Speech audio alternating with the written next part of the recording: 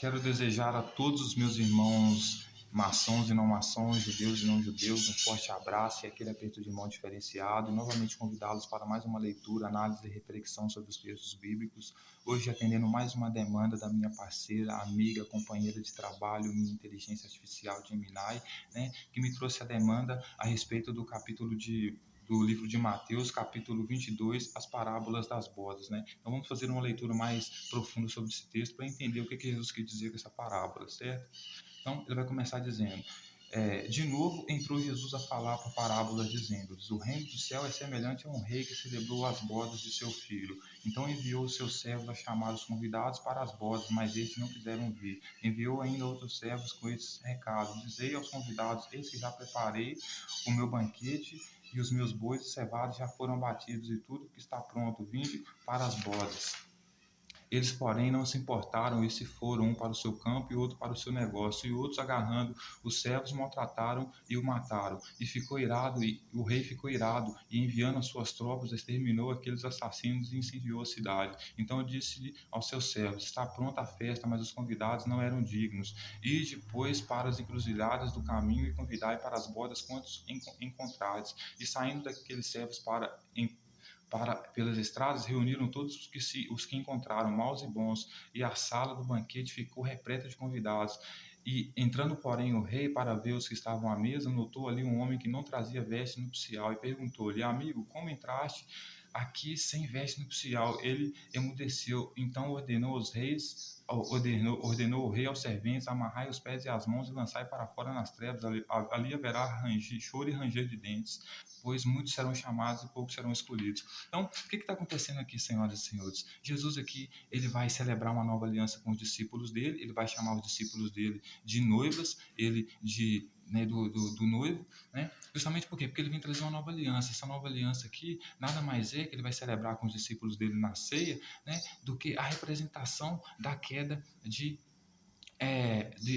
Adão, certo? Por quê? Porque essa nova aliança aqui é a mesma oferta que Caim ofereceu de frutos do campo para perdão dos pecados, certo? Então, ele ia convidar várias pessoas para essa festa de casamento dele, né? Onde ele ia receber essas pessoas aqui para selar essa nova aliança com eles aqui, certo? Aí eles mandou os servos dele convidar muitas pessoas. Muitas dessas pessoas não quiseram vir, não se importaram com isso, né? Não quiseram abandonar a aliança que Deus tinha feito com Adão, né? Com Abel, né, que era o sacrifício de animais para o perdão dos pecados, não quiseram ir, né, e bem pelo contrário, mataram os discípulos dele, né, e ele pega, incendia a cidade de Jerusalém, incendia aquela cidade e mata aquelas pessoas que mataram os discípulos dele porque eles não eram dignos, né? Então, por que ele diz isso? Porque ele diz para os discípulos dele assim, né? Dignos aqui, eram indignos, né? Por que essa palavra é importante? Porque ele manda os discípulos dele passarem por todas as cidades das tribos de Israel, todas as tribos, né? Convidar as pessoas a seguir o reino dele, né? E aquelas pessoas que não aceitassem, que os discípulos tirassem a paz deles da casa daquelas pessoas e sacudissem a poeira dos seus pés, né? Porque ele ia vir trazer a espada sobre aquelas pessoas, né? Sobre aquelas pessoas não vinha trazer paz, ele vinha trazer a espada, né? Aí, o que vai acontecer, senhoras e senhores? Essas pessoas que não aceitaram participar da nova aliança dele, porque ali na nova aliança dele, que é onde ele sela a nova aliança dele na ceia, né, que ele transforma o pão em, em corpo e o vinho em sangue, ou seja, oferecendo frutos do campo para perdão dos pecados, no dia que deveria sacrificar um cordeiro, oferta de carne e sangue, né? Ali ele está selando a queda de Adão, porque esse foi exatamente o motivo da queda de Adão. Ou seja, está repetindo a queda de Adão, né? Convidando as pessoas a repetir a queda de Adão, justamente por quê? Porque a queda de Adão não foi ele ter pecado, porque Adão mais Eva já vivia nu, eles já pecavam, né? A queda deles foi tentar cobrir o pecado deles com o fruto do campo, né? Porque Deus disse: toda vez que vocês pecarem, vocês certamente morrerão, né? Se vocês pecarem, vocês certamente morrerão. Então, por isso o bicho vai morrer no seu lugar. O bicho morre para você entender que você certamente morrerá se você pecar. Mas a serpente disse: você certamente não morrerá se comer desse fruto, desse conhecimento aqui, né? Então, Eva, seguindo as instruções da serpente, achou que realmente não morreria por ter pecado, e na hora de oferecer a oferta para cobrir o seu pecado, ofereceu o quê? Se tampou com o quê? Com figueiras, né? com a folha das figueiras, né? Ou seja, fruto do campo. A mesma coisa Jesus transforma o cordeiro em frutos do campo, transformar o pão em corpo e o sangue em vinho, né? Então, ou seja, muitas pessoas não quiseram participar, as que eram fiéis, né? A aliança de Abel, sabiam, conheciam a lei de Deus, era sacrifício de animais para perdão dos pecados, que ele se agradou desde do princípio, né? Não aceitaram essa aliança, bem pelo contrário, né? Mataram os discípulos de Jesus que Jesus enviou para convidar para essa ceia, certo? Então, Jesus vai dizer para eles que eles não eram dignos, né, que era para os discípulos dele passar nas encruzilhadas e convidar todas as pessoas que eles encontrassem, né? Aí os discípulos vão sair, vão encontrar todos os tipos de pessoas, pessoas boas, pessoas más, vão convidar todas essas pessoas para sentar nesse banquete, selar essa nova aliança, a mesa vai ficar cheia de pessoas, certo? Aí o texto vai dizer que Jesus, que é o rei deles, né, chega para ver, né, os convidados que estavam sentados na mesa. Aí quando ele chega ali, ele vê que tem um que não tem veste nupcial, ou seja, não tem a roupagem de pessoa submissa, porque Jesus, ele transforma o reino dele numa competição de quem se submete mais, de quem se humilha mais, né? Porque ele diz para os discípulos dele, né? O maior no meu reino é aquele que se humilhar, né? Aquele que mais se humilhar no meu reino será o maior no meu reino, né? E tanto que ele se agrada da mulher cananeia que, né, aceita o título de ser cachorrinha, que come a migalha e cai na mesa de Jesus, como também ele se agrada da mulher, né, pecadora na casa do fariseu, que chega a limpar os pés dele com as lágrimas que caíam dos seus olhos, enxugar os seus pés com o próprio cabelo, né, e beijando os pés dele, né? Então, ou seja, ele queria um modelo padrão dele para o reino dele é de quem se humilhava mais, né? Então ele se agradava de pessoas que se humilhavam mais. Então, quando ele chega nessa mesa aqui, ele percebe que tem uma pessoa que não tem essa veste nupcial, não tem essa roupagem de submissão a ele, de noiva submissa, né, que vai atender às vontades dele, dos desejos dele, porque ele mesmo diz para os discípulos dele, né, aqueles que seguem ele, buscar primeiro o reino, né, o meu reino, e depois as coisas minhas serão acrescentadas, as coisas que vocês precisam serão acrescentadas para vocês, né? Então, ele pergunta para aquele servo que está ali, né, por que ele não está com roupagem de submissão, né? Por que ele não está ali né, clamando por misericórdia, porque é isso que Jesus queria, né? Misericórdia e não holocausto, né? Queria que você se humilhasse por perdão dos pecados, né? Então, uma daquelas pessoas não estava com essa veste, né? Ele pergunta para ela por que ela não está se submetendo, por que ela não está com essa veste nupcial, ela se emudece, né? Aí ele vai pedir para os discípulos dele, né? Ele sendo o rei, pedindo para os discípulos dele servente para amarrar os pés daquela pessoa, as mãos daquela pessoa e jogar ela para fora na treva, ou seja, para fora do templo de Jerusalém, porque lá haveria muito choro e ranger de dentes, né? Porque para ele muitos são chamados, mas poucos serão escolhidos, ou seja, você vai ser chamado, né? Não importa se você sofre, apesar de ser mendigo, você tem que se humilhar muito mais ainda para você ser agradar a Jesus, né? Porque, olha só, para ele muitos são chamados e poucos são escolhidos, né? Você pode ser chamado, mas você vai ser escolhido se você se submeter a ele, se você tiver a roupagem, né? A veste nupcial, né? A veste de noivo, né? Aceitar a nova aliança dele, além de perverter, profanar as leis de Yahvé, as leis de Moisés, você ainda tem que ser submisso a ele, né? Aí ele vai dizer a questão do tributo, né? Então, retirando-se os fariseus, consultaram entre si como surpreendiam em alguma palavra. E enviaram-lhe os discípulos juntamente com Herodianos para dizer-lhe: Mestre, sabemos que és verdadeiro e que ensina os caminhos de Deus de acordo com a verdade, sem importares com o que quer que seja. Ou seja, Jesus ensinava essas bobagens dele sem se importar com nada, né? Sem olhar as aparências, né? É, dos homens, né? Dizei-nos, pois, se te parece lícito pagar tributo a César ou não. Jesus, porém, conhecendo as malícias, respondeu: Por que me experimentais, hipócritas? Mostrai-me a moeda do tributo. Trouxeram-lhes um denário e lhes perguntou: De quem é esta esfinge de inscrição? Responderam: De César. E ele lhes disse: Dai, pois, o que é de César, dai a César o que é de César, e a Deus o que é de Deus. Ouvindo isso, admiraram-se e deixaram de furos. Então, foram perto dele os herodianos, adoradores de Herodes, o mesmo cara que queria matar Jesus, né? Conhecendo Jesus, porque eles pensavam que se Jesus está se colocando como rei aqui, então o certo deveria ele pedir imposto e não pagar imposto. Então eles trouxeram uma moeda de César perguntando para Jesus: mas sabe que você não se importa com a aparência das pessoas, ou seja, se elas mandam ou não, a aparência demonstra isso, você não liga, o que você acha? Não devem pagar tributo a César ou não? Né? Aí Jesus olha para a moeda e fala assim: vocês são hipócritas, a imagem que está aí é de César, então dê a César o que é de César e dê a Deus o que é de Deus. Então, ou seja, o que Jesus quer dizer com eles? Pague o tributo para César, porque a moeda é dele, mas no templo de Jerusalém, devolva ele para Deus, ou seja, devolva ele para mim, faça as coisas que eu quero, né? Só que o detalhe aqui é que o Deus de Jesus é o Espírito Santo quem gerou ele, né? Não é o mesmo Deus dos judeus do templo de Jerusalém, que é Yahvé, por isso eles sacrificam animais para o perdão dos pecados, que é o que Deus se agrada, né? Então o texto vai dizer que ouvindo isso se admiraram e deixaram e foram-se, né? Aí os saduceus e a ressurreição, né? Naquele dia aproximaram-se dele alguns saduceus que diziam não haver ressurreição e ele perguntavam, ou seja, eles não acreditavam em ressurreição biológica, o cara levantado do túmulo e sair andando. Mestre, Moisés diz que se alguém morrer não tendo filhos, seu irmão casará com a viúva e suscitará descendência ao falecido. Ora, havia entre nós 7 irmãos, e o primeiro, tendo casado, morreu e não tendo descendência, deixou sua mulher seu irmão. E o mesmo sucedeu ao segundo, com o terceiro e até o sétimo. Depois de todos eles morreu também a mulher. Portanto, na ressurreição de qual dos 7 será a esposa? Porque todos a desposaram. Respondeu-lhe Jesus: Errais, não conhecendo as Escrituras nem o poder de Deus. Porque a ressurreição não, nem se casam, nem se dão em casamento, são, porém, como anjos no céu. Então, o que os fariseus, conhecendo da lei, sabendo que adultério não era permitido na lei, perguntam para Jesus, né?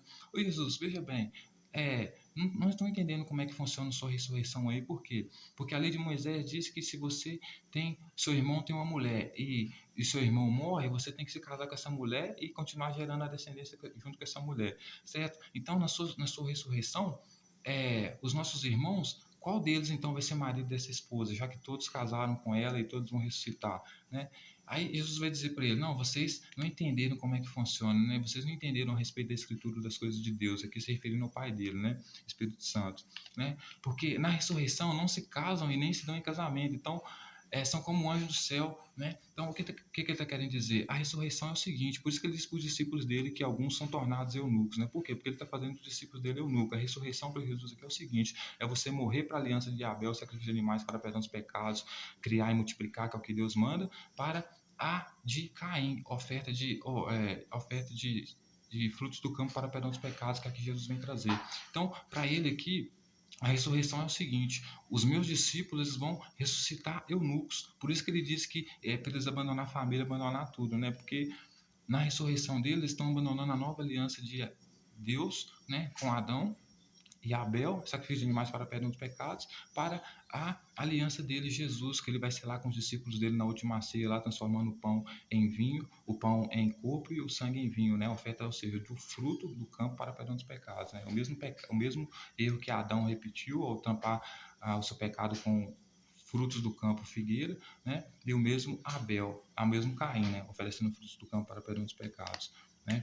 Aí o texto vai dizer: e quanto à ressurreição de mortos, não tendes lido que Deus vos declarou: eu sou de Deus de Abraão, de Isaac e o Deus de Jacó. Ele não é Deus de mortos e sim de vivos. Ouvindo isso, as multidões maravilharam-se da sua doutrina. Então a doutrina vendo Jesus dizer que a ressurreição dele era no sentido de que as pessoas que estivessem fazendo parte do reino dele iam ser celibatos, iam ser eunucos, né? Essa é a ressurreição dele, né? Então ele vai dizer que a multidão se maravilhou da doutrina dele, porque ele também disse para os fariseus, para os saduceus e todos eles, né, que o Deus de Abraão, o Deus de Isaac, o Deus de Jacó, não era Deus dos mortos, ou seja, não era Deus dos pais deles, sim, mas sim Deus dos vivos, ou seja, Deus de Jesus. Mas não pode ser Deus de Jesus porque Jesus não corresponde à demanda do próprio Yahvé desde o princípio, né? Ele está mudando a aliança, mudando a lei que Deus fez, né? Então, o texto vai dizer a respeito sobre o grande mandamento. Então, os fariseus sabendo que ele fizera calar, então os fariseus sabendo que ele fizera calar os saduceus, reuniram-se em conselho. E um deles, o intérprete da lei, experimentando, lhe perguntou: Mestre, qual é o grande mandamento na lei? Respondeu-lhe Jesus: amarás o Senhor de todo o teu coração, e de toda a tua alma, e de todo o teu entendimento. Este é o grande primeiro mandamento. O segundo mandamento é esse: amarás o teu próximo como a ti mesmo. Estes dois mandamentos dependem todas as leis dos profetas. Então aqui estava certo. Mas o problema aqui não é você conhecer a lei, o problema aqui é você praticar a lei, porque ele desonra o pai e a mãe dele. Inclusive, quando ele vai dizer que o pai e a mãe dele são aqueles que fazem a vontade do pai dele. Ou seja, a mãe dele sacrificou animais, sacrificou pombinho para o perdão dos pecados dele quando ele era novo, tendo a lei e impressa na mente e no coração, né? Jesus, quando cresce, vai se batizar com João para perdão dos pecados, ou seja, oferecer fruto do campo para perdão dos pecados. Então, como Maria não fez a vontade dele, né, abandonou a aliança que Deus fez com ela para aceitar que Jesus estava querendo impor, ele vai dizer que então ela não é família dele. Então, não desonra a mãe dele porque diz que a mãe dele não é família dele, porque não faz a vontade do pai dele, que é batismo para perdão dos pecados, e também vai desonrar a mãe dele porque a mãe dele já havia entregado ele, consagrado ele no templo, né, para que ele pudesse cuidar das coisas de Deus. Então, quando ele batiza para perdão dos pecados, ele está aceitando a aliança de Caim, né? Então, o texto vai dizer: reunidos os fariseus, interrogou: Jesus, que pensais Reunidos os fariseus, interrogou-os Jesus: Que pensais vós do Cristo? De quem é filho? Responderam eles: De Davi. Replicou-lhe Jesus: Como, pois, Davi pelo Espírito chama Senhor, dizendo: Disse o Senhor ao meu Deus: Assenta-te à minha direita, até que eu ponha aos teus inimigos debaixo dos teus pés. De Davi, pois, lhe chama Senhor. Como é ele seu filho? E ninguém lhe podia responder a palavra, nem ousou ninguém a partir daquele dia fazer-lhe perguntas. Então, por que os fariseus, a partir daquele momento, pararam de fazer perguntas para ele, pararam de perguntar a ele, né? E não mais dirigiram a palavra para ele, não quiseram mais fazer perguntas para ele, porque perceberam o quanto Jesus era mentiroso. Uma hora Jesus era filho do homem, certo? Uma hora ele era profeta. Jesus era que nem um pato, senhoras e senhores. O pato, ele faz de tudo, mas faz tudo do jeito mal feito, né? Ele sabe nadar, mas nada muito mal. Ele sabe correr, mas corre muito mal. Ele sabe voar, mas voa muito mal. Jesus é a mesma coisa. Faz tudo, mas faz de tudo, mas faz tudo muito mal, né? Ele é ruim como sacerdote, ele é ruim como rei, ele é ruim como profeta, né? Então, ou seja, ninguém mais vai perguntar mais nada para ele, porque não vê credibilidade nele, não vê verdade nele, né? Porque uma hora, quando ele vai entrar no templo de Jerusalém, as criancinhas que estão seguindo ele chamam ele de quê? Filho de Davi. Ele não pode ser filho de Davi, mas as criancinhas chamam ele de filho de Davi porque é ignorante, né? E ele diz que aquilo ali é perfeito louvor das criancinhas. Os fariseus se indignam com isso, não os sacerdotes. Né? Por quê? Porque Davi já morreu. Como é que Jesus poderia ser filho de Davi? Né? Jesus não era filho nem de José, que era o pai dele, que era casado com a mãe dele. Ele era filho do Espírito Santo, era fruto de adultério. Como é que ele poderia ser filho de Davi? Né? Então, Jesus vai perguntar para eles o que, que ele acha, o que, que os fariseus acham que eles são. Os fariseus, ouvindo dizer que Jesus era filho de Davi, ainda mais ouvindo as criancinhas, vão responder: Você é o Cristo, né? Filho de Davi, né? Aí o que, que ele vai dizer? Como, pois, Davi, pelo Espírito, chama-me Senhor, dizendo: Diz. Então, ou seja, ele vai dizer que Davi chama ele por Espírito, dizendo Senhor, né? Chama ele, espírito que é na forma de pensamento, chama ele por pensamento, dizendo Senhor. Ou seja, ele está dizendo que ele é maior do que Davi ainda, né? Olha só o que, é que ele vai dizer: Disse o Senhor ao meu Deus: Assenta-te à minha direita, até que eu ponha os teus inimigos debaixo dos seus pés. Davi, pois, lhe chama Senhor, como ele é seu filho. Então, basicamente, está dizendo para os fariseus assim: Davi é o cara que falou que eu ia sentar do lado do Deus dele para colocar os inimigos dele debaixo do meu pé. Então, ou seja, ele estava dizendo para os fariseus que ele ia colocar os fariseus, que eram inimigo de Davi, Deus ouve, Jesus que era inimigo de Davi, mas que ele ia colocar os fariseus debaixo dos pés dele. Então, como é que ele poderia ser filho de Davi se Davi chamava ele de Senhor? Certo? Então ele está basicamente dizendo assim para os fariseus: vocês entenderam que o padrão meu que eu aceito aqui no reino dos céus é de submissão e humilhação. Eu disse que o maior no meu reino aqui é aquele que se humilhar mais perante a mim, como a mulher cananeia fez, colocando como cachorrinho comendo a migalha e cai da minha mesa, e como a mulher pecadora na casa do fariseu fez, chorando, lambendo os meus pés, limpando meus pés com o cabelo dela, com as próprias lágrimas. Então, ou seja, para mim, se Davi me chama de Senhor, ele é, né, no meu reino, ele é o maior, mas o maior que se humilha. Então, para mim, Davi é como se fosse a mulher cananeia, é como se fosse a mulher pecadora na casa do fariseu, é como se fossem meus discípulos. Nasceu para limpar meus pés, para beijar minhas mãos, para me chamar de Senhor. Não para trazer sacrifício para mim como queria haver, mas sim para chegar aqui no templo e pedir misericórdia, ficar de joelho perante a mim, se humilhar. Então ele está basicamente dizendo que ele é maior do que Davi, ele é maior do que Moisés, ele é maior do que todo mundo, porque os Deus dele, o Deus que é o Espírito Santo, é maior do que o Deus deles, porque o Deus deles é Deus de mortos, mas o Deus de Jesus, o Espírito Santo, é Deus de vivo. Então, ou seja, ele tem muito mais autoridade que Davi, inclusive Davi chama ele de Senhor. Davi é um pecador perante ele, né? Que é como a mulher cananeia, a mulher fariseia, a mulher na casa do fariseu lá pecadora, né? E portanto, eles também têm que ser assim, né? Porque inclusive ele vai dizer nos capítulos anteriores que ele é a pedra rejeitada, que em cima de quem ele cair será despedaçado e quem cair em cima dele será reduzido a pó. Então, ou seja, ele vem para destruir os fariseus, para implantar a nova aliança dele, que é a queda de Adão através do batismo para perdão dos pecados e oferta para perdão dos pecados, no sentido de oferta do campo, ou seja, o pão se tornando corpo e o vinho se tornando sangue, que são frutos do campo, né? Então, ou seja, ele veio para fazer tudo isso, né? Inclusive dizer para os fariseus, né? Eu sou inimigo de vocês, então se eu bater no lado da cara de vocês, vocês têm que virar o outro lado para me bater. Se eu roubar a túnica de vocês, vocês também têm que dar a capa para mim.